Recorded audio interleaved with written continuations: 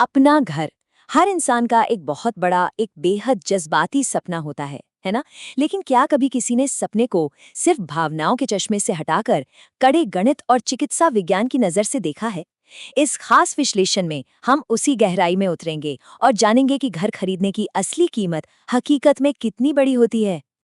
जरा सोचिए, क्या अपना घर बनाने का ये जो हमारा मिडिल क्लास सपना है, कहीं वो हमारी सेहत और जीवन भर की गाढ़ी कमाई को दीमक की तरह तो नहीं खा रहा?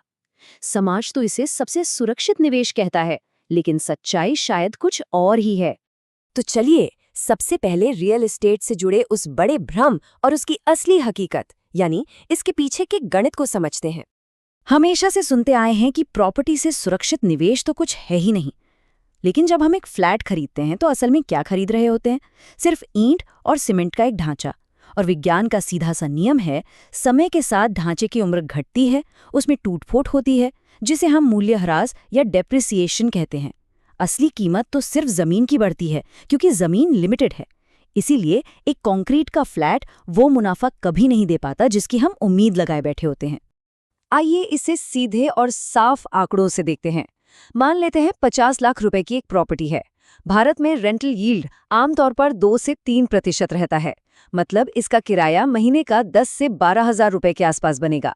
लेकिन वहीं अगर इसी घर को बैंक से लोन लेकर खरीदा जाए तो हर महीने की ईएमआई सीधे 40,000 के पार चली जाएगी।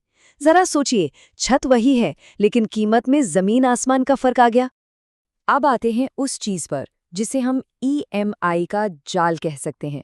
एक ऐसा वित्तीय ब्लैक होल जो सब कुछ निगल जाता है।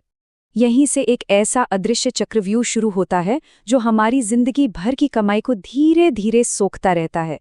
चलिए उसी 50 लाख के होम लोन का उदाहरण लेते हैं।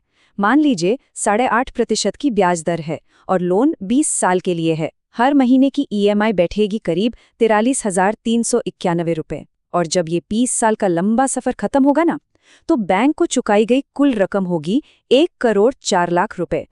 इस आंकड़े को जरा ध्यान से देखिए, 54 लाख रुपए। ये वो रकम है जो महज ब्याज के रूप में दी गई है। मतलब घर की जो असली कीमत थी उससे भी ज्यादा पैसा तो सिर्फ बैंक का मुनाफा बनकर चला गया।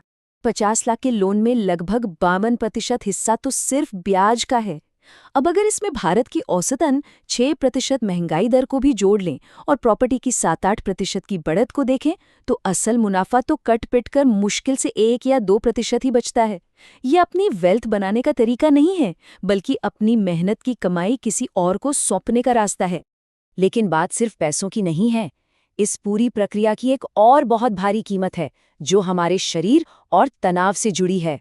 जब कोई व्यक्ति 20-25 साल तक इस भारी ईएमआई का बोझ उठाता है, तो मेडिकल साइंस कहता है कि इस लगातार चलने वाले आर्थिक तनाव से शरीर में कॉर्टिसोल नाम का हार्मोन बहुत तेजी से बढ़ता है। और यही हार्मोन आगे चलकर डायबिटीज, हाई ब्लड प्रेशर और दिल की बीमारियों की जड़ बन जाता है। एक कंक्रीट के मकान की चाहत इंसान को अंदर ही अंदर कितना बीमार कर सकती है, ये उसका एक जीता जागता उदाहरण है। तो फिर सही रास्ता क्या है?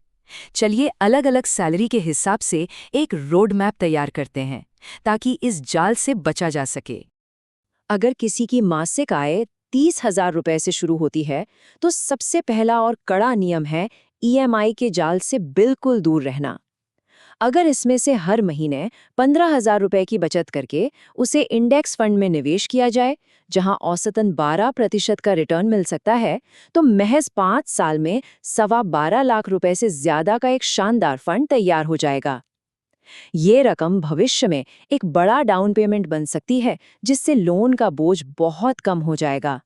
और अगर परिवार की आय 60 से 70,000 रुपए है, यहाँ एक सख्त उसूल अपनाना होगा कि ईएमआई किसी भी हाल में कुल आय के 30% से ज्यादा ना हो। बाकी बचे 70% को जीवन यापन, किसी मेडिकल इमरजेंसी के बफर और सबसे जरूरी शिक्षा के लिए बचाना चाहिए, क्योंकि भारत में शिक्षा का खर्च हर साल 10 से 12% की दर से बढ़ रहा है। भारी ईएमआई का मतलब है परिवार के स्वास्थ्य और बच्चों की पढ़ाई के साथ सीधा समझौता।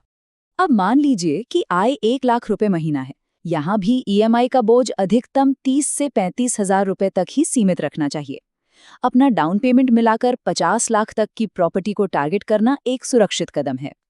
और जो पैसा बचता है उसे पूरी तरह से इक्विटी में निवेश करना चाहिए, ताकि रिटायरमेंट के लिए भी एक मजबूत फंड साथ साथ तैयार होता रहे।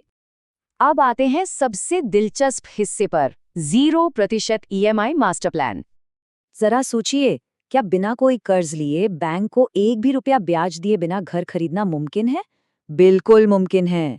ईएमआई भरने के बजाय अगर हर महीने 25,000 रुपए की बचत की जाए और उसे इंडेक्स फंड्स में एसआईपी के जरिए निवेश किया जाए, और अगर पूरे 10 साल तक ये अनुशासन बना रहे, तो चक्रवृद्धि ब्याज के जादू से 12% के औसत रिटर्न पर लगभग 58 लाख रुपए का एक विशाल फंड तैयार हो जाएगा।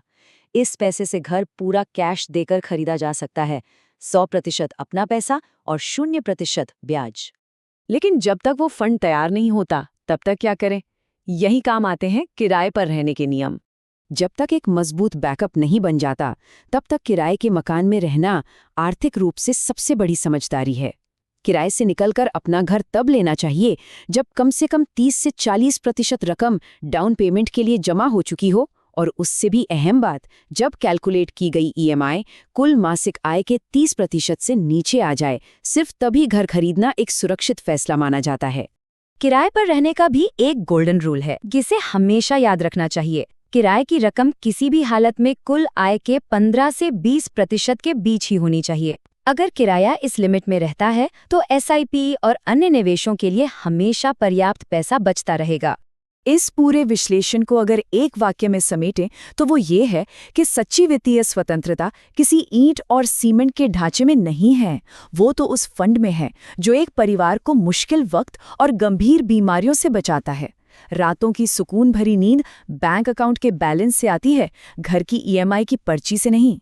तो अंत में एक बहुत ही गहरा सवाल हमारे सामने आता है, क्या हमें जीवन भर तनाव और बीमारियों की नींव पर खड़ा एक कंक्रीट का पिंजरा चुनना है, या फिर कंपाउंडिंग वेल्थ से मिलने वाली सच्ची आज़ादी? ये एक ऐसा फैसला है जो हमारी पूरी जिंदगी की दिशा तय करता है।